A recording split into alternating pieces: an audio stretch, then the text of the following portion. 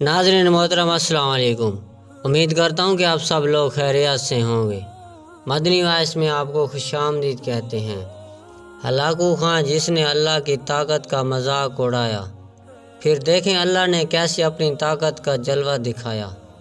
دنیا کا ظالم وحشی ترین انسان ہلاکو خان اپنے گھوڑے پہ شان سے بیٹھا ہوا تھا۔ چاروں طرف تارا تاری افواج کی صفیں کھڑی تھی۔ سب سے آگے ہلاکو خان کا گھوڑا تھا۔ ہلاکو خان کے سامنے قیدی مسلمانوں کی 3 صفیں کھڑی کی گئی تھی، جس کو آج ہلاکو خان نے اپنے حکم پر قتل ہونے دیکھنا تھا۔ پھر وہ ظالم بولا، ان کے سر قلم کر دو، اور جلاد نے لوگوں کے سر کاٹنے شروع کر دیے۔ پہلی صف میں ایک کی گردن گئی، دوسرے کی گردن گئی، تیسرے چوتھے کی۔ پہلی صف میں ایک بے قصور بوڑھا غریب قیدی جو کہ اپنے گھر کا واحد کفیل بھی کھڑا تھا، وہ موت کے ڈر کی وجہ سے دوسری صف میں چلا گیا۔ پہلی صف کا مکمل صفایا ہو گیا۔ ہلاکو خان کی نظروں نے اس بوڑھے کو دیکھ لیا تھا کہ وہ موت کے خوف سے اپنی پہلی صف چھوڑ کر دوسری صف میں چلا گیا تھا۔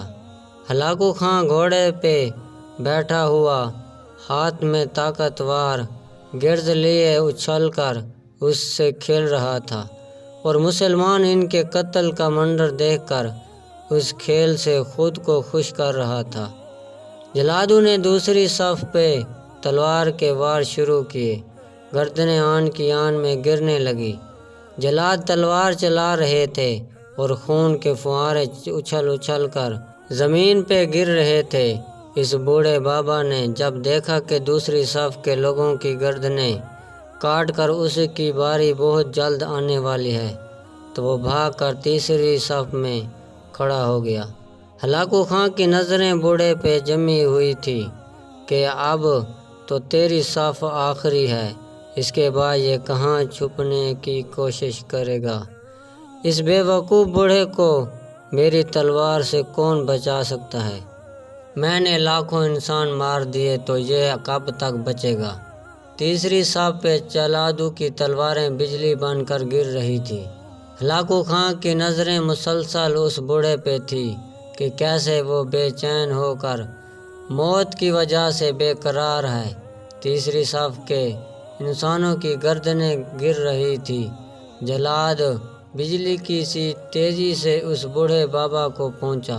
ہلاکو خان کی آواز گونجی، رک جاؤ، اس کو ابھی کچھ نہ کہو۔ بابا بتا، پہلی صف سے تو تیسری صف میں بھاگ آیا۔ بابا اب بتا، پیچھے تو کوئی اور صف بھی نہیں، اب تو بھاگ کر کہاں جائے گا؟ اب تجھے مجھ سے کون بچائے گا؟ اس بوڑھے نے آسمان کی طرف دیکھا اور کہا، میں نے پہلی صف کو اس لیے چھوڑا کہ شاید میں دوسری میں پہنچ جاؤں، لیکن موت وہاں بھی پہنچی۔ میں دوسری صف کو چھوڑ دیا کہ شاید تیسری میں بچ جاؤں۔ ہلاکو نے گرز کو ہاتھوں میں اچھالتے ہوئے کہا، بابا کیسی خام خیالی ہے یہ کیسی بھی کی باتیں کر رہے ہو؟ بھلا تمہیں میری تلوار سے بھی کوئی بچا سکتا ہے؟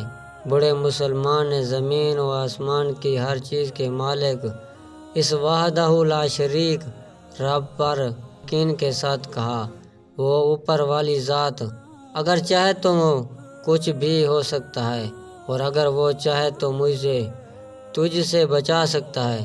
کیسے بچا سکتا ہے؟ ہلاکو خان نے اتنے تکبر میں آ کر کہا کہ اس کے ہاتھ میں گرز گر پڑا۔ ہلاکو خان ہوشیار اور چالاک انسان تھا۔ ہلاکو خان گھوڑے کے اوپر بیٹھے بیٹھے گرے ہوئے گرز کو اٹھانے کے لیے خود کو جھکایا کہ زمین پہ گرنے سے پہلے وہ اسے ہوا میں ہی پکڑ لے۔ اس کوشش میں ہلاکو خان کا ایک پاؤں رکاب سے نکلا اور وہ اپنے گھوڑے سے نیچے آ پڑا، جبکہ دوسرا پاؤں رکاب میں ہی پھنس کر رہ گیا۔ ہلاکو خان کا گھوڑا اتنا ڈر گیا کہ بھاگ نکلا۔ ہلاکو نے خود کو بچانے کی بڑی کوشش کی۔ لشکر بھی حرکت میں آ گیا۔ لیکن گھوڑا اتنا طاقتور تھا کہ کسی قابو میں نہ آیا۔ وہ ہلاکو کو پتھروں میں گھسیٹ کر بھاگتا رہا، یہاں تک کہ ہلاکو کا سر پتھروں سے پٹک کر اس قدر لہولہان ہو گیا کہ اس کی روح چند ہی منٹوں میں اپنے اس تکبر بھرے وجود کو چھوڑ کر جہنم رسید ہو گئی۔ لشکر نے جب بے انتہا کوششوں کے بعد ہلاکو خان کے طاقتور گھوڑے کو قابو میں کیا تو اس وقت اس کا سر برے طریقے سے کچل جا چکا تھا۔ ہلاکو خان کا لشکر اس بوڑھے بزرگ سے اتنا خوفزدہ ہو گیا کہ لشکر نے اسے جان بوجھ کر نظر انداز کر دیا، اور وہ بابا بڑے آرام و سکون سے پیدل ہی اپنے اللہ سے رجوع کرتا ہے تو قبولیت بہت دور سے اس کا استقبال کرتی آتی ہے۔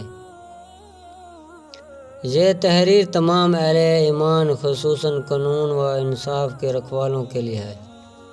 ویڈیو اچھی لگی تو لائک کر دیں، سبسکرائب کر دیں اور اپنے دوستوں کے ساتھ شیئر کریں۔ اللہ تعالیٰ آپ سب لوگوں کو خوش رکھے۔